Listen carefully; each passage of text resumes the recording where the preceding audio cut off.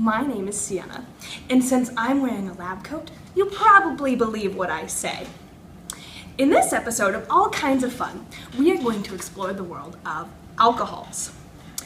Alcohols are organic compounds that contain at least one alcohol or OH branch.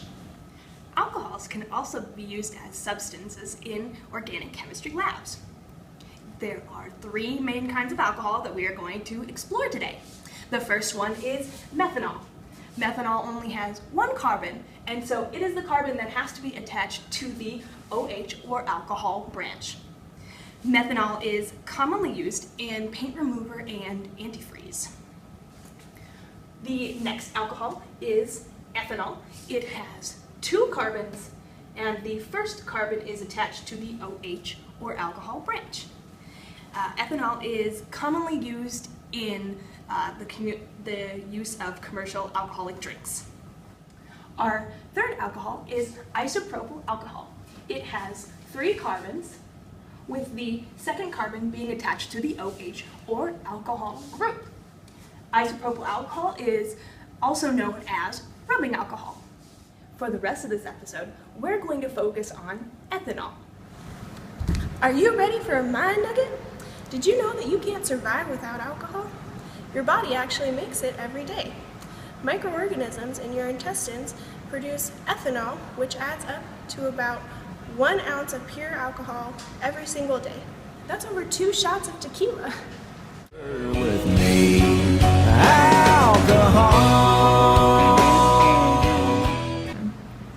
Well, I feel like I know a thing or two about beer and alcohol in general. I mean, you don't call me Mr. Beer for nothing.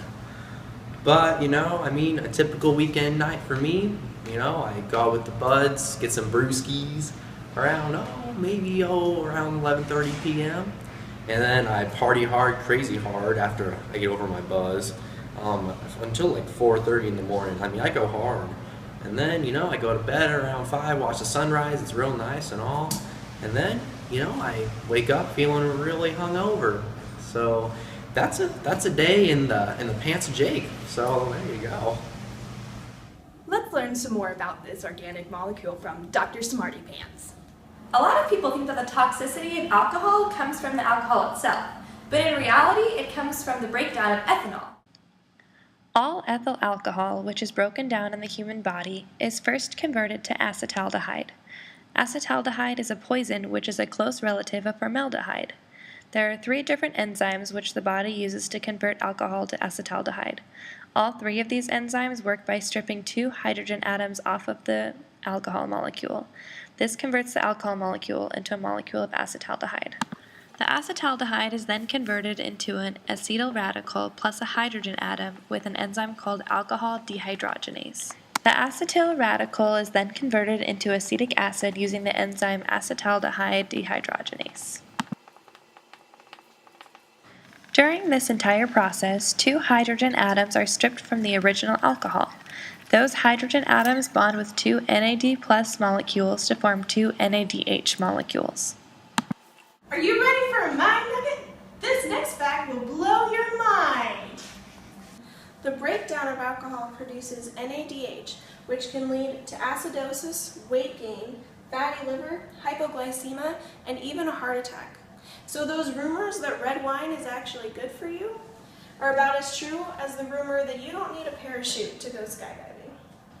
The 3 enzymes which can convert alcohol to acetaldehyde are alcohol dehydrogenase, cytochrome P450, and catalase.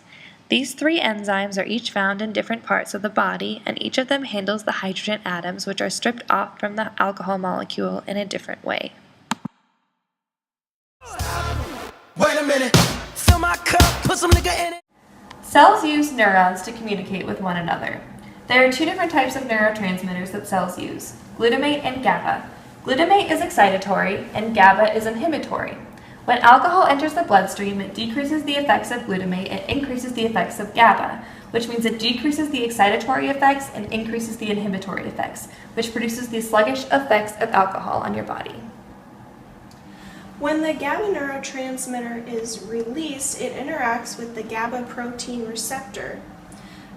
This causes the opening of a chlorine channel that allows chlorine ions to flow into the cell, which then leads to increased polarization and the prevention of action potentials. When alcohol interacts with this protein, it also binds to it and opens the channel further, which causes more influx of chlorine ions. Are you ready for a mind nugget?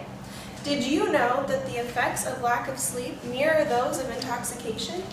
A study showed that adults who had been deprived of sleep for over 24 hours showed the same level of impairedness as those with a blood alcohol content of 0.1%. To put that in perspective, the legal level of intoxication is 0.08%. What's the lesson here? We all should take more naps. Here are some quotes from some alcohol experts.